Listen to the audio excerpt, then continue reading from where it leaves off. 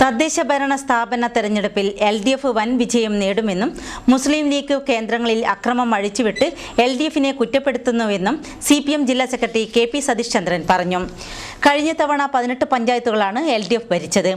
ഇത്തവണ 5 പഞ്ചായത്തിലധികം ലഭിക്കുമെന്ന് സതീഷ് ചന്ദ്രനും P കരുണാകരൻ MPയും അഭിപ്രായപ്പെട്ടു. യഥാർത്ഥത്തിൽ CPM LDF പ്രവർത്തകർ ആത്മസേവനം പാലിച്ചുകൊണ്ടാണ് വലിയ സംഘർഷാവസ്ഥയിലേക്ക് ജില്ല പോകാതിരുന്നത്.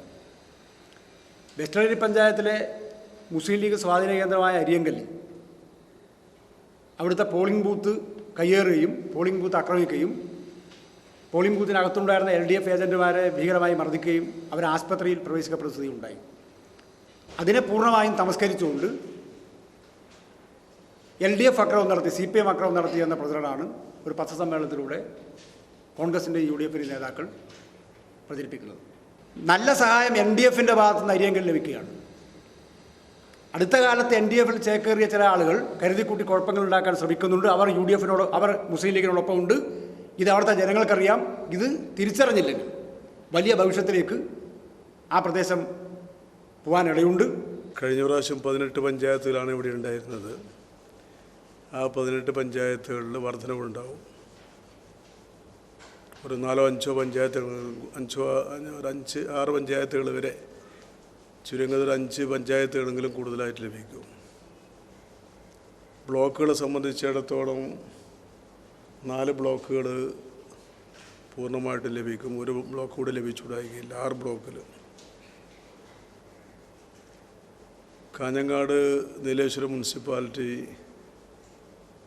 ഭരണത്തിൽ വരും ഇടതുപക്ഷ മുന്നണി. കാസർഗോഡ് സീറ്റ് വർദ്ധിക്കും. ജില്ലാ പഞ്ചായത്തിലും ഭൂരിപക്ഷം ലഭിക്കും. ടൈറ്റായിട്ടുള്ള മത്സരമാണ് ജില്ലാ പഞ്ചായത്തിലേക്ക്, അതിൽ ശരിയാണ്. പക്ഷേ ഞങ്ങളുടെ ഒരു അസസ്മെൻ്റ് അനുസരിച്ച് തെരഞ്ഞെടുപ്പിന് മുമ്പുള്ള സ്ഥിതിയും തെരഞ്ഞെടുപ്പ് കഴിഞ്ഞതിന് ശേഷമുള്ള സ്ഥിതിയും വെച്ച് നോക്കിയാൽ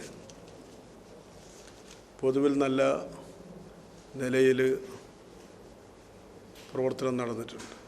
കാഞ്ഞങ്ങാട്ടും നീലേശ്വരത്തും നഗരസഭകൾ LDF ഭരിക്കുമെന്നും നേതാക്കൾ പറഞ്ഞു.